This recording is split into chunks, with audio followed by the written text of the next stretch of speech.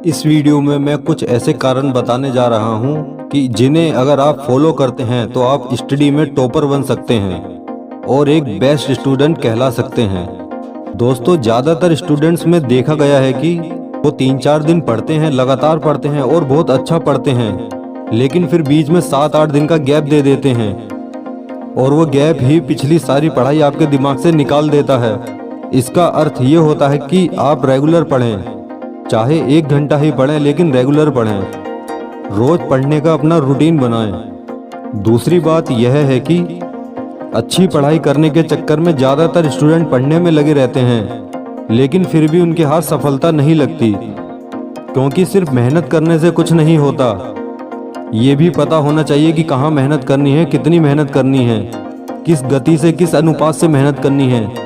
आपको ये सब गाइडलाइंस पता होने चाहिए। दोस्तों, ज़्यादातर स्टूडेंट सुबह उठकर पढ़ाई करने में अपना मन नहीं लगा पाते, जबकि सुबह का समय बहुत अच्छा होता है पढ़ने के लिए। और ये आपने सबके मुंह सुना भी होगा, लेकिन किसी ने ये नहीं बताया होगा कि सुबह का टाइम पढ़ने के लिए क्यों अच्छा होता है। पढ़ने को तो दिन में कभी भी पढ़ सकते हैं, लेकिन सुबह का ही टाइम क्यों अच्छा होता है?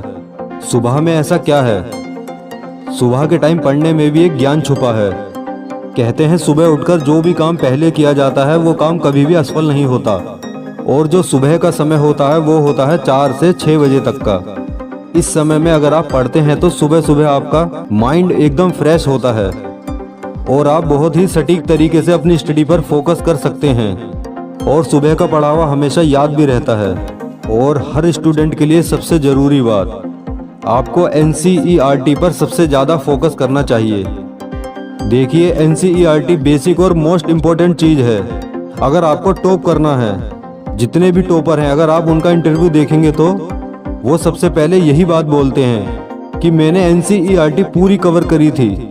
इसलिए हर स्टूडेंट से मेरा यही कहना है कि वो पहले पूरी NCERT पढ़ लें, तब कोई काम करें। उनको बहुत फ़ायदा होगा बोर्ड एग्ज़ाम में। और अगली ट्रिक ये है कि जितने भी सैम्पल पेपर हैं आपको उन्हें सोल्व करना है, और साथ ही साथ जो प्रीवियस ईयर के पेपर होते हैं उनको भी सोल्व करना है। इतना आप कर लेते हैं तो आपके एग्ज़ाम टाइम में काफ़ी फ़ायदा होगा।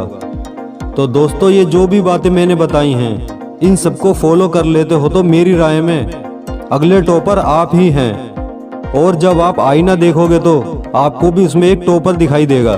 तो मेरी बात से सहमत हो तो प्लीज़ मुझे सब्सक्राइब ज़रूर करें।